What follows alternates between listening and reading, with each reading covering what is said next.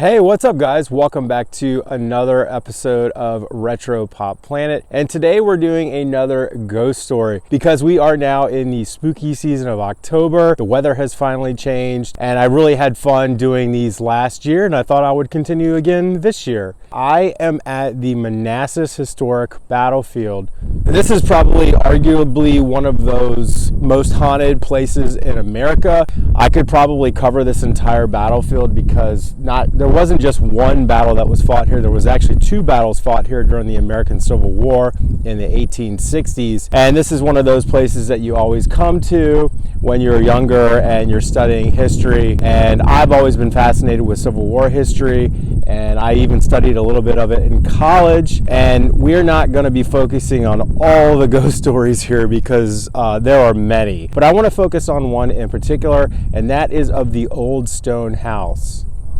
So you see, everywhere you look out here was all farm fields. And it slopes down, and out there are the Blue Ridge Mountains. And we are standing now on Henry Hill, and this of course is the hill where Confederate General Thomas Jackson was given the name Stonewall Jackson. Literally everywhere you walk out here, you can come across signs of destruction.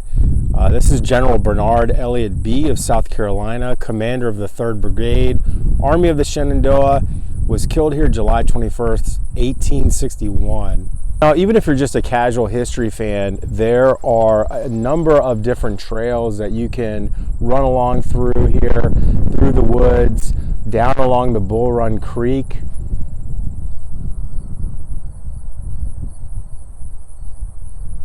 And I mentioned that the stories of the battlefield, the ghost stories, there's so many of them because, as you can imagine, we are literally walking on battlefield where people lost their lives all through here. And it was a very, very bloody battle. So everywhere you walk, there are these signs to read. Today's serene and peaceful fields belly the carnage which occurred here on July 21st, 1861, when Union and Confederate troops clashed at the first major land battle of the Civil War, the First Battle of Manassas, or Bull Run. The heaviest and most sustained fighting occurred on this ground, resulting in over 5,000 American casualties. Few had anticipated the devastation and ruin war could bring.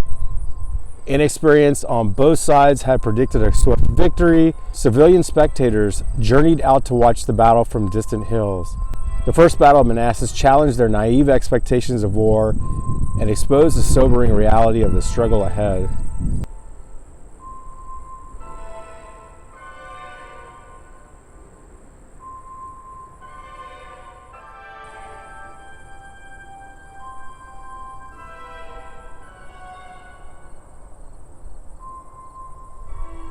Now, it would be impossible for me to give you a full battle summary, especially in a video about a haunted house. But there are signs throughout here that give you the full history and account of not just the first battle, but actually both battles. Lieutenant Ramsey of Ricketts Battery was killed here July 21st, 1861. Colonel Cameron of the 79th New York Regiment was killed here on July 21st, 1861. So of course we're actually following one of these trails to our destination. And of course this was all farmland out here. And that's our destination down there off in the distance. And you get these trail markers here that conveniently let you know which battle that you're actually following. The First Battle of Manassas started on Matthews Hill, the prominent rise 1/2 mile ahead of you. Thousands of Federals were swiftly advancing in this direction. Confederate Captain John Imboden rushed 4 cannon into position near here to try and slow the Federal attack. The artillerists fired at top speed, knowing it would take massive reinforcements to stop the Yankees. Confederate resistance on Matthews Hill collapsed after 90 minutes of combat. The Through smoke and dust, the fugitives fled past the stone house and across the Warrenton Turnpike, U.S. Route 29 today. The retreating rebels scrambled up the slopes of the Henry and Robinson farms in search of a place to rally. Emmerdon's gunners fired a few parting shots and then galloped to the rear.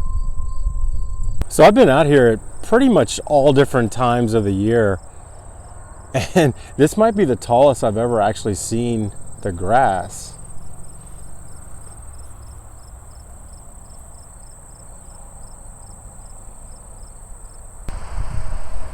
So as you can probably tell just in the background noise, the intersection here of Route 29 is kind of destroys the tranquility of this place, but even in the 1860s, this was a very busy roadway, and that's part of the reason why it was hotly contested. Control of the roads was everything back during the Civil War.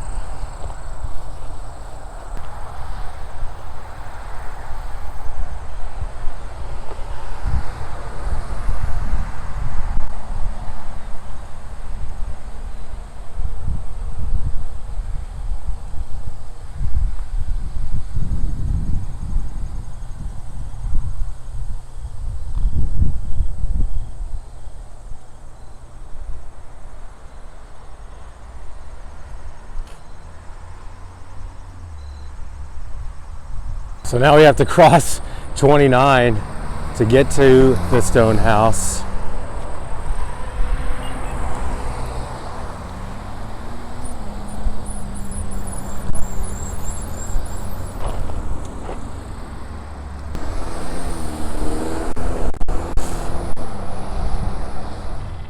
There are conflicting accounts about when the stone house was built. Earliest tax records show possible construction in 1828 by John Lee. However, more recent investigations suggest that it was built in 1848 by Thomas Otway Clark. By 1850, the lot and structure had been purchased by Henry P. Matthews and his wife, Jane Matilda Clark. The Matthews made significant improvements to the land during their pre-war ownership, including many agricultural investments, as well as improvements to the structure itself.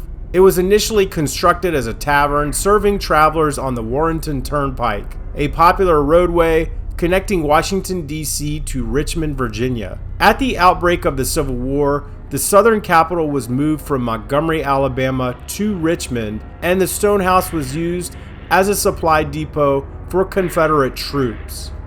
According to the National Park Service, in July 1861, following their retreat from Matthews Hill in the early stages of the First Battle of Manassas, Confederate soldiers utilized the house for cover. During the midday lull, skirmishing occurred in the vicinity of the house before shifting southward to Henry Hill. As the battle progressed, the house filled with wounded soldiers.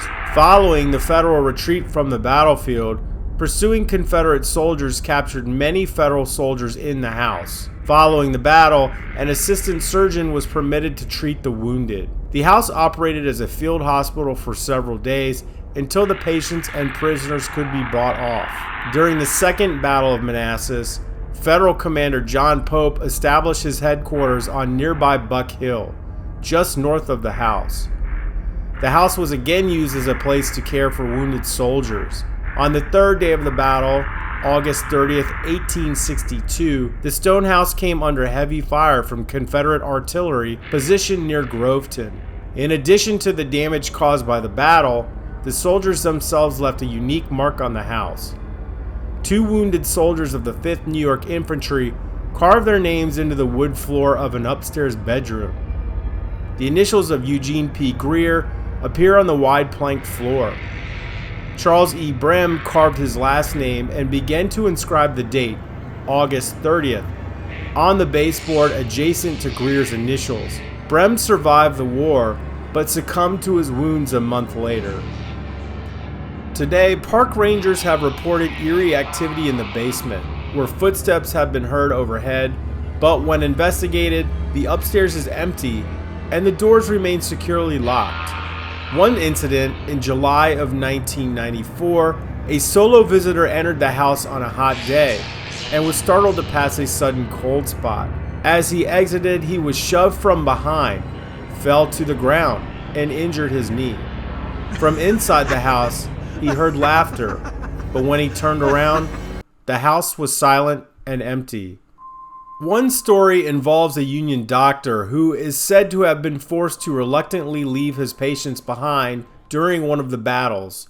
The doctor felt guilty enough about it, lingering behind after death. Many staff and visitors have reported seeing his presence.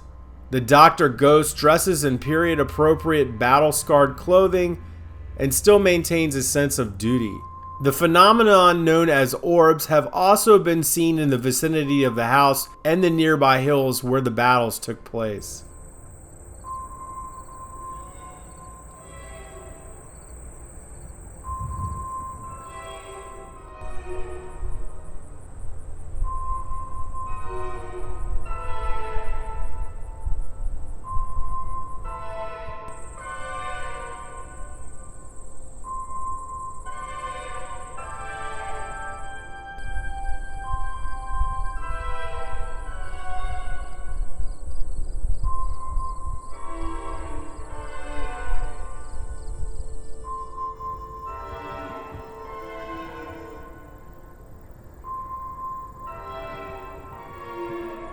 All right, guys, this looks like a pretty good spot to end our video. Hopefully you like spooky stories. This was a fun one to do. It's a nice little series. It's a little bit different considering some of these locations are many, many, many decades older than what I normally cover on the channel, but I'm enjoying doing them. If you like this video, please give it a like. Please feel free to subscribe, and I will see you guys on the next video. Peace.